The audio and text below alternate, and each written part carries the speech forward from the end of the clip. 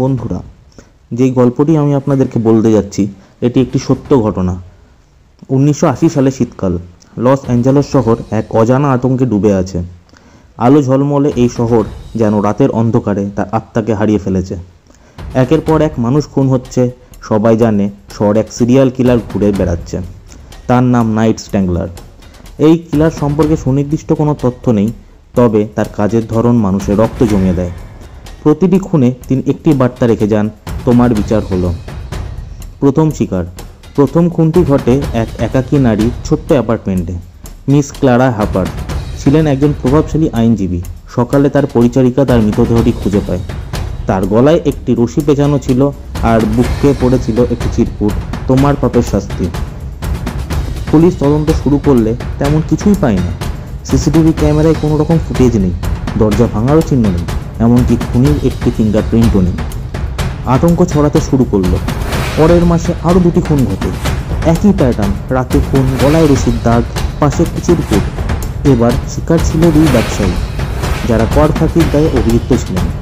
পুরো শহর জুড়ে আতঙ্ক ছড়িয়ে পড়ে। পত্রিকাগুলি নতুন নতুন শিরোনাম ছাপাতে থাকে। কিলার কি সমাজে শোধক নাকি শুধু এক উন্মাদ? তদন্তে এফবিআই চলে আসে। কেসটির গুরুত্ব বুঝে স্থানীয় পুলিশ এফবিআইকে তদন্তে যুক্ত করে। এজেন্ট হ্যারি ক্লেয়ার ছিলেন কেসটির দায়িত্বে। জ্যাক ছিলেন দৃঢ়, অভিজ্ঞ এবং ধৈর্যশীল। তিনি খুনির কার্যকলাপ পর্যবেক্ষণ করতে শুরু করেন।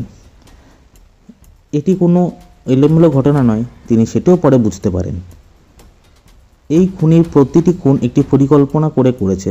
জ্যাক বলেন, তার লক্ষ্য সমাজের তথাকথিত পাপী মানুষগুলিকে সে নিজেই বিচার দেবে। রহস্যের জট খুলতে শুরু করলো।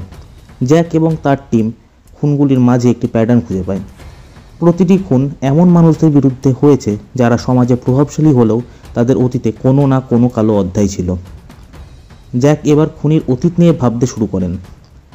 এমন কিলারদের প্রায়ই কোনো গভীর ব্যক্তিগত ক্ষত বা মানসিক আঘাত থেকে থাকে, যা তাদের অপরাধী করে তোলে। এক সন্ধ্যায় জ্যাক একটি পুরনো রিপোর্ট হাতে পান। এতে উল্লেখ ছিল লস অ্যাঞ্জেলেস শহরের বাইরে একটি ছোট শহরে 10 বছর আগে এক সিঙ্গেল মাদার তার জমি হারান। সমাজে প্রভাবশালীরা তার ওপর নির্মম অত্যাচার চালায়। সেই নারী একদিন আত্মহত্যা করতে বাধ্য হন। তার একমাত্র ছেলে জর্জ হ্যামিল্টন সেই ঘটনার পর থেকে নিখোঁজ হয়ে যায়। ছায়ার মধ্যে ছায়া। জ্যাক নিশ্চিত হন জর্জ হ্যামিল্টন নাইট স্ট্যাংলার। তিনি রাতের অন্ধকারে নিজের মায়ের ওপর হওয়া অত্যাচারের প্রতিশোধ নিয়ে বেড়াচ্ছেন। তবে তাকে খুঁজে পাওয়া সম্ভব মোটেই ছিল না। এক রাতে এক প্রত্যক্ষদর্শী পুলিশকে জানায় যে সে পার্কের মধ্যে এক কালো জ্যাকেট পরা লোককে এক মহিলার দিকে দ্রুত বেগে এগিয়ে যেতে দেখেছেন। জ্যাক ও তার টিম সেই পার্কে পৌঁছায় এবং একটি মৃতদেহ খুঁজে পায়। মৃতদেহের ঠিক আগের মতোই গলায় রশির দাগ এবং পাশে চিরকুট। তাকে ধরার চেষ্টা। জ্যাক এবার জর্জকে ফাঁদে ফেলতে চান।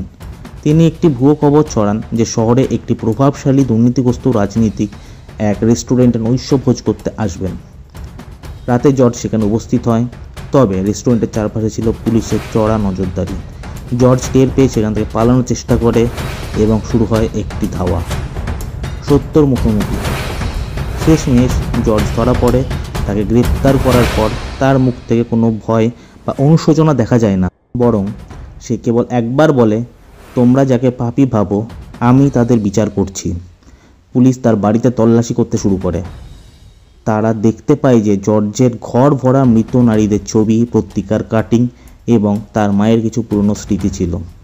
তার মানসিক অসুস্থতা তাকে এতটাই পাগল করে তুলেছিল যে সে ভালো ও মন্দের মধ্যে কোনো পার্থক্যই খুঁজে পাচ্ছিল না।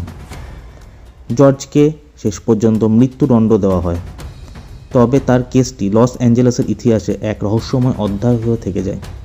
কেউ বলেছিল যে সে একজন ন্যায় বিচারক, আবার কেউ বলে সে ছিল এক পাগল খুনি। কিন্তু প্রশ্ন রয়েই যায়, কতটা অন্যায় একজন মানুষকে এতটা ভয়ঙ্কর পথে নিয়ে যেতে পারে? সমাজ কি কখনো এই ধরনের আতঙ্ক থামতে পারবে না? শহরের অন্ধকার গলিতে এখনও কেউ কেউ বলে নাইট স্ট্যাংলার চলে গেছে, কিন্তু তার ছায়া থেকে গেছে। এই গল্পটি ভালো লাগলে আমাদের চ্যানেলটি লাইক এবং সাবস্ক্রাইব করুন এবং পাশে থাকা বেল আইকনটি ক্লিক করে দিন। আর ভবিষ্যতে এরকম আরও ভিডিও আমি আনতে চাইছি। যেগুলো সম্পূর্ণরূপে সত্যি ঘটনার ওপর বেস করে তৈরি হবে। আমাদের চ্যানেলের সাথে যুক্ত থাকুন।